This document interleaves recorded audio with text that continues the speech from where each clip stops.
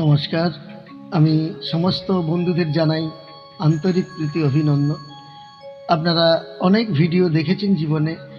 আপনারা এই ছোট্ট ভিডিওটি একটু দেখুন, মনোনিবেশ করুন। আমি আপনাদের মুখে কিছু আর বলবো না, এবার শুধু লেখাগুলোই দেখাবো। আপনারা একটু দেখুন এবং চিন্তা করুন এবং একটু মন দিয়ে পড়বেন। ভিডিওটি আপনারা টানবেন না, পুরো ভিডিওটি একটু মন দিয়ে দেখবেন। কেমন?